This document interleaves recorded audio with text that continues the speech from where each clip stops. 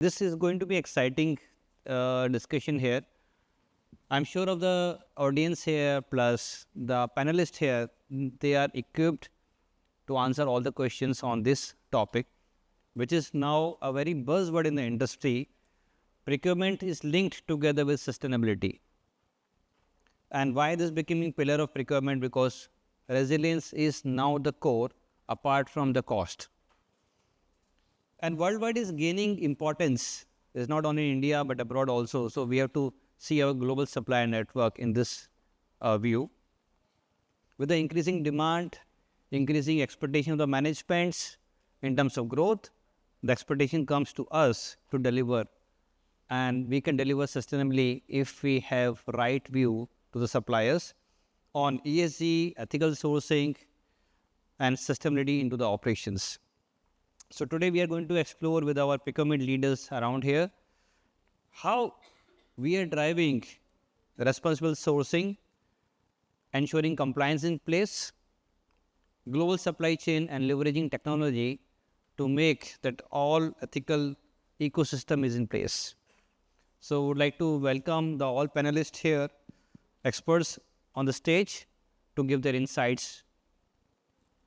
We'll start with few questions here, and I would like all panelists to pitch in on the insights with their examples, how they are running sustainability in their organizations. So we'll start with the very first question. How has the role of procurement evolved in sustainability and ESG compliance? I would request Sachin to address this question, please. Thanks, Ashish. So I think procurement as a profession has evolved. Earlier it was being considered as a very tactical function, focusing only on the cost, operating efficiencies.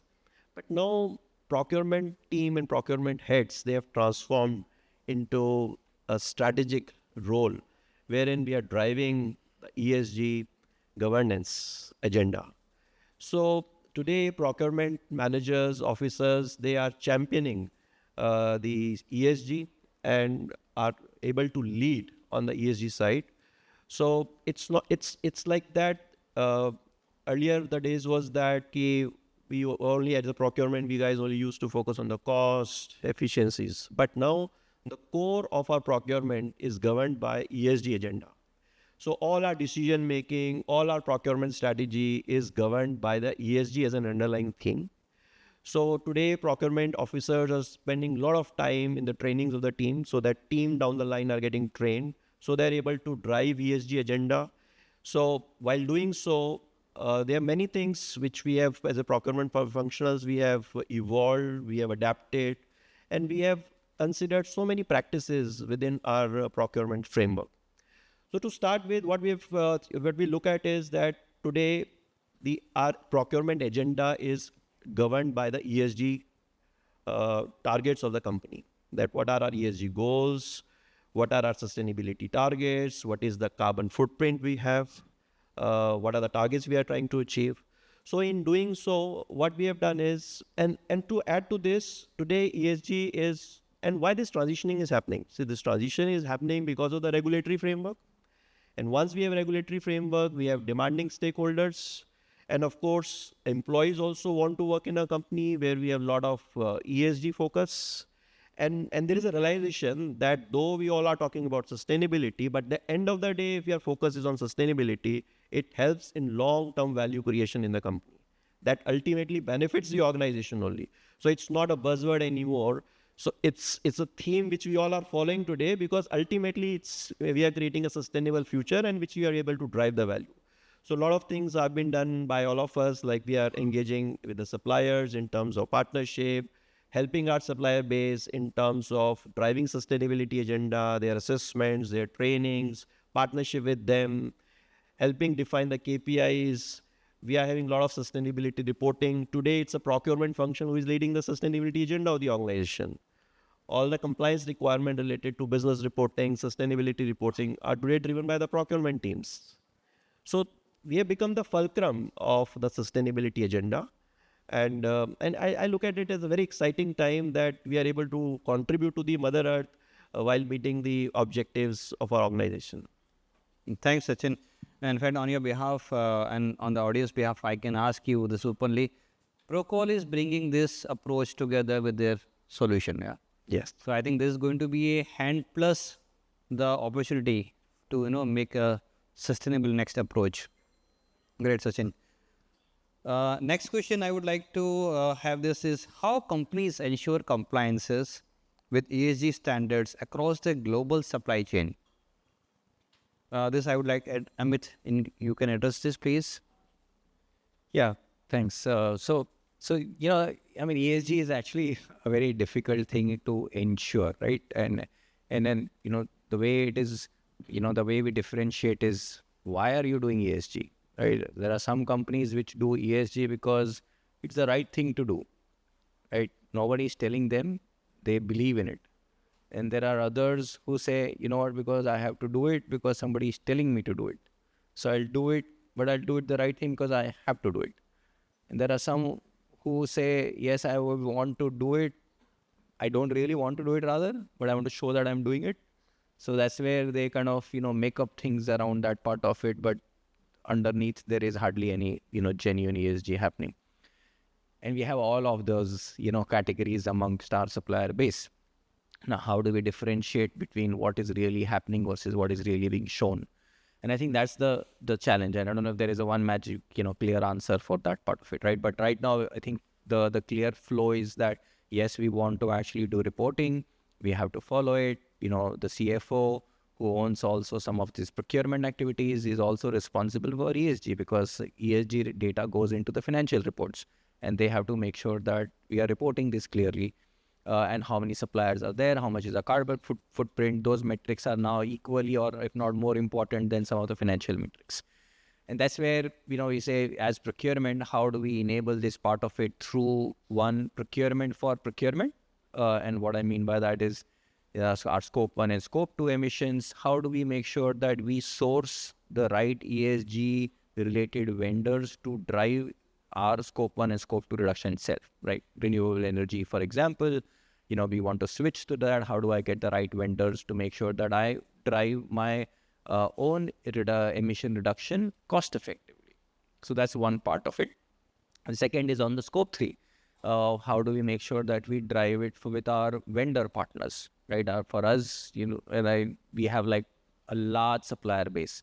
So even if I do an 80-20 of my large supplier base, I come to my strategic vendor base. That itself is 2,000 or plus vendors.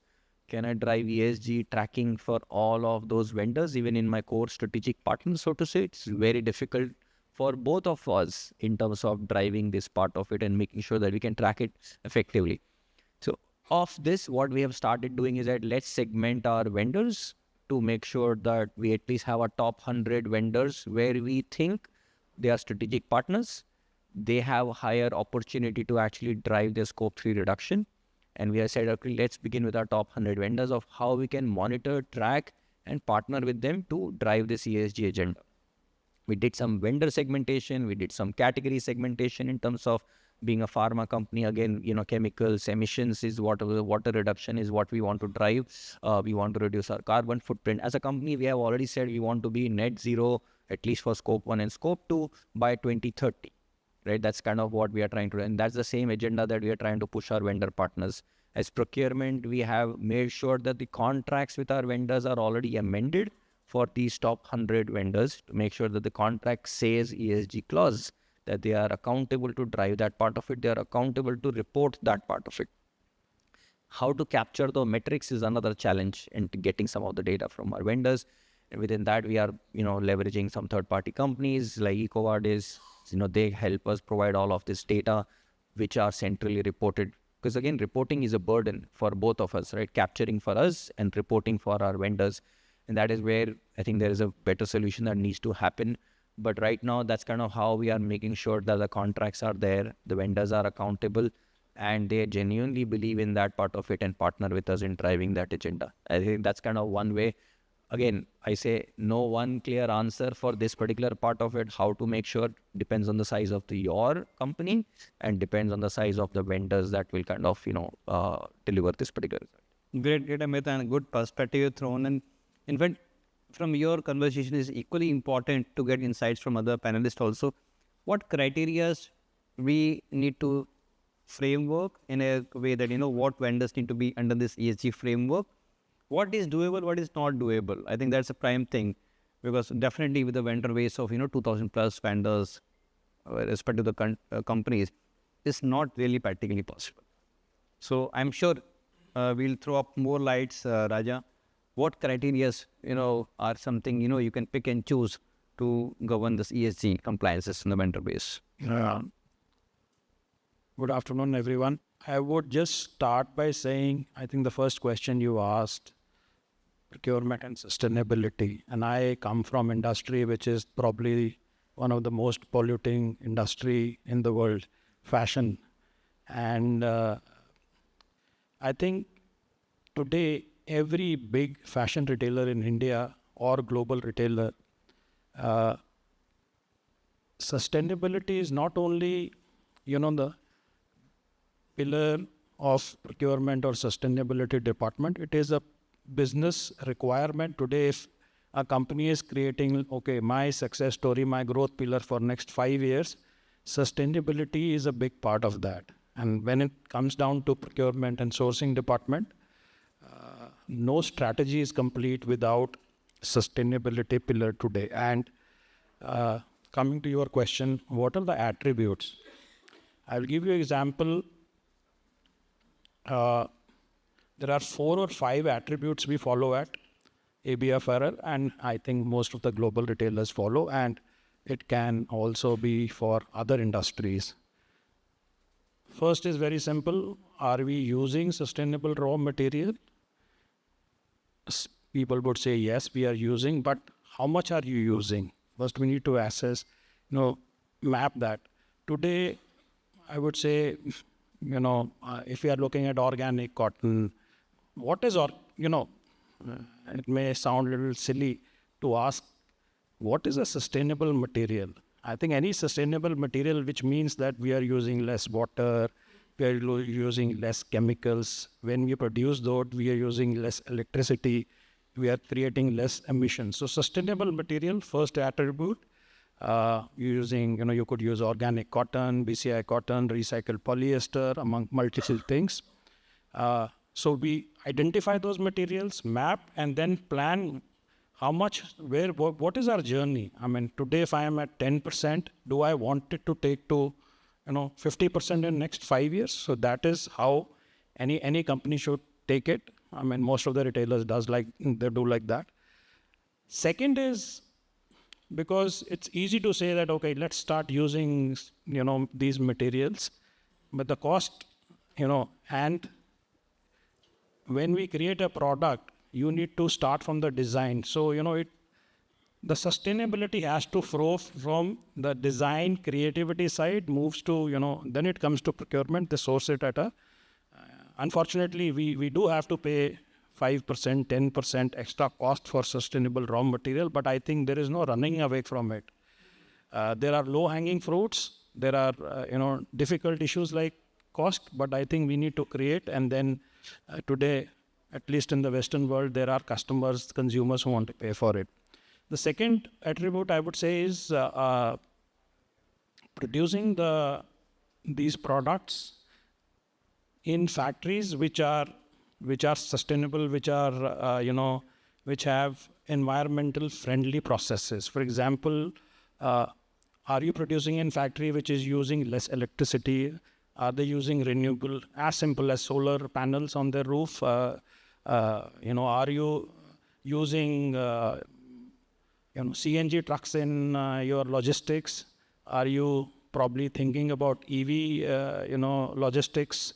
So all these basic things, are you using manufacturing or production machinery where you're using less water consumption? For example, we work with many vendors who use less water in dyeing. Earlier, there was to dye, or just to give you one example, maybe 5,000 liters to just dye 1,000 meters of fabric. So that's 1:5 a material liquor ratio. That has today come down to 1:1. So we are saving 4,000 liters of water. So these are second attribute. The third attribute is the code of conduct. When we say ESG, you have environment, you have social, and you have governance. There is basic requirement. And I remember 10 years ago, 15 years ago, vendors used to say, "Arey, aap mere se compliance kara rahe hain, mere ko cost hai iska." So we started telling them, listen, you also have to tell them, today you go, you want to buy a car or you want to buy a scooter. You can't take it out unless you have a driving license, you have a, insurance, and you register. So same thing. For any manufacturing, you need a building stability certificate, factory license, and fire NOC. So these are very, very basic requirements in terms of compliances. These are legal compliances which government wants. And then, we definitely look at, code of conduct. We follow multiple different compliances which covers all the environmental, social, and legal compliances. So these are 3 or 4 attributes. The fifth attribute, I would say, which we very passionately follow, is that, for example, there's huge amount of packaging we use in our, packing the garments, cartons, poly bags. So, for example, we've completely moved away from virgin polyester, poly bags, and completely moved to biodegradable natural poly bags. So these are some of the initiatives companies can do, move away from packaging. And then one of the key element is fair labor. One is to follow the rule of law, pay minimum wages. So these are 4 or 5 attributes of identifying the vendors. And then, for example, if you have existing set of vendors, and we also train them. Training could be about how they can, as simple as, reduce their electricity. We do audits for them, which we pay. We'll go into a factory and say, we'll do an, electricity audit for you and tell you how you can save electricity. So water audits, fair wages, minimum, what compliances they can go for. So all that training is something which we do. So these are 4 or 5, 6 attributes, I would say, which are regular for a fashion retailer globally, as well as now in India. And these can also be, replicated in other industries. This is good insight from I'm from a pharma industry. I think this is a good perspective from a different industry, and we also can learn and implement in other areas. So would like to hear from Manoj as well, from a pharma chemical industry. What criteria or practices you are following? Yeah, for Aarti Industries, I think we integrated with S&P. S&P yearly releases their yearbook, who is the ESG top 100, top 50, top 1%. Happy to say that this year we have been part of the yearbook, basically the top 100 out of 7,000 companies globally. Aarti has been one of these. Our score is 63 among the top 100. But the challenge there is because Aarti has such a massive size, those resources are available with us that we can report such things to the companies. But the main challenge, as Amit and Raja also said, is that you have segments of suppliers. You have A-class suppliers for us who can do the same thing for us. The cost does not matter for them. It is that sustainability, environment and governance, all of that matters for them. But you have C-class suppliers who are MSME, packaging, small-time manufacturers, contract manufacturers. How do you ensure that they're up to that ESG standard? So for them, what Aarti has done personally is that we have simplified all of these 40-odd parameters into very simple questions and very simple instructions for them so that they can assess themselves and Aarti can help them move to the next level, so that we can pass on our learnings free of charge, no cost to them, and improve themselves. And that is how Aarti is trying to, make a difference in the industry that we serve, both with our partners all across, maybe it logistics, maybe it chemical suppliers, maybe it packaging, maybe environment suppliers, any kind of waste management also. So we are trying to do something different there. And that is what Aarti strives for. Yeah. Thanks, Manoj. Good perspective. In fact, the good way you find a midway solution to steps towards the compliance, wherein suppliers could not do the entirely 100%. If they are able to do 50% also to the standards, is a good step forward. Good one. To the next thing quickly, Raja, I need your insights from a fabric industry. How AI is helping you in this whole governance of compliance? Good question and a tough question. No, I would say more than AI, I think and today when I see, I saw a couple of presentations. I walked in a little late, but I saw the last two presentations, ISETS and PropMart. And today, I would put it in area of digital transformation more. For example, in last couple of years, we have implemented SAP. We have also implemented a PLM solution, product lifecycle management solution. And we've recently implemented a virtual 3D product development solution. So that would answer, it's not an AI solution, but it's a virtual solution where earlier we were making thousands of samples, physical samples. Today we've been able to create I would say not an intelligent system, but it's a software system where I don't need to get physical samples from the mills, fabric mills. They are my customers. They're not my customers. They're actually supplying to us. So instead of sending me 2,000 samples, they're just sending me their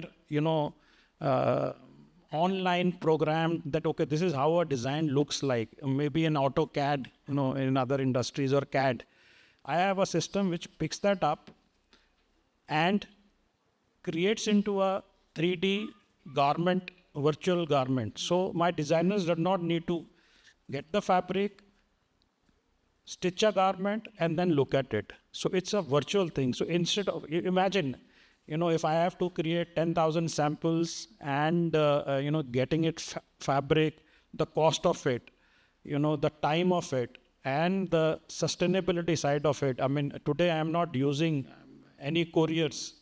I am just bringing that digital version of fabric, creating a 3D garment, and I have close to 200 different styles. So designers can spend only 5 minutes or 10 minutes and create a range of 50 samples instead of, spending 3 months. So that, I would say, is the use of digital technology to create that sample. And yes, we are next step is to use AI and see, okay, out of those 500 samples which we've created, we can plug into our sales and see which were the best sellers of last 4 or 5 different seasons, and we can get that analytics and analysis. So that's something we are working on. But this is a good example of what has been transpiring in the fashion industries. Is it good breakthrough in terms of saving time and cost to the employees? And also sustainability, because I am not. I was using. Imagine 2,000 couriers coming in, and then Actually, it's a big efficiency in. Great. I think this is a good thing we can also think in our areas, if in case we can implement. Nice example, Raja. One important piece now, though this might be the last question in case audience would like to ask more. What advice would you give, this question to Sachin please, to give to procurement professionals looking to strengthen ESG integration in their supply chain? Yeah. So very interesting question, and I'm very passionate about this. So I think what advice I would like to give to all of you is, do take pride in driving the ESG agenda. Be the flag bearer. We all are procurement heads. We all do cost savings. We all ensure that supply chains are there. We have delivery which is there on time. We have very efficient sourcing, bargaining we could do. But, if you are building in the long run the business and the sustainability of this planet, I think we have to be mindful whenever we are in dilemma. Our sustainability agenda, ESG, governance, compliance, all these have to be on top of our agenda. And for this, I think whenever we have to evaluate between two options, this should be our key driver.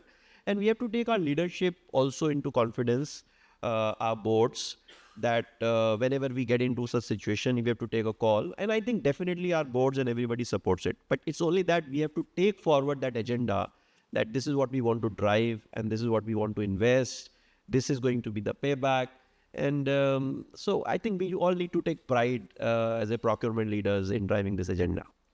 If I may quickly add, I think as procurement, sourcing heads and leads and departments, my opinion is very simple. We don't have to go and tell our management that please give us the agenda of sustainability. It is the procurement team and sourcing teams which drives it, because the face of the company, they are the ones who are negotiating and dealing with the vendors. There's no one else. So if you want to drive sustainability, no company can drive that without the sourcing department. Yes, they can have a sustainability department, but that sustainability department will only come to procurement department. Can you relay this information to 200 vendors? Can you arrange the meetings with us? So in my opinion, as I said, sustainability today is, if maybe after cost and digitalization, the third important pillar in any procurement and sourcing function. Great, and also it's the same. In fact, just to sum it up, we guys need to be the change leaders to bring what was good to have, need to transform to must to have. This is how we can approach towards sustainable supplier base, sustainable supplies, and more resilient in nature. So I would like to thank our panelists for the insights, and with good examples, lively examples they are performing to learn about. Thanks everybody. And from the audience, in case there is any one or two questions, we can address that. XAB came up with this BRSR initiative in 2021, right? That mandatory reporting came in. So maybe Ashish also touch upon that point in starting about the framework. How can we integrate that framework, BRSR, which is more of a reporting into procurement policies and processes? Like it is there since 2021, it is going around, it is seen much in Europe and other countries, but not in India as such as of now. So any inputs there, any one of the panelists? No, you are very right. BRSR, I think business responsibility and sustainability reporting. So first time I can give you my personal example. You are very right. 2021, just after COVID, I was working from home, and then somebody in the legal team said, this is what we have to, answer. And it had, I think, 100 questions. But I would say those questions, it's just I would say it's a framework, but you have all the material. I mean, if I remember correctly, it talks about, if it talks about, let's say, risk, what is the percentage of, every sustainability, every global sourcing and procurement team has list of vendors, which areas they're sourcing for. So there were simple questions that are you sourcing from India? What is the percentage? And then even to the extent that are you sourcing from, if you are based in Mumbai, are you sourcing from nearby districts? So, these are some of the questions which you have to report. And in terms of sustainability, everything which you are doing in terms of, code of conduct, what kind of sustainability practices, for wastage control, for, as I said, reduction in your omissions, all that, it's nothing new. There is nothing which you are not able to, you just need to ensure that you collate.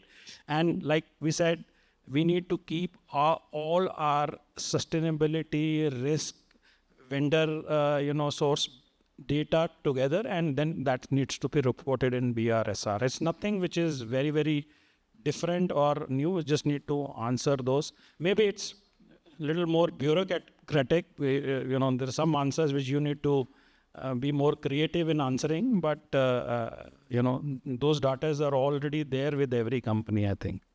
Thank you. Thank you so much to our panel members and our moderator.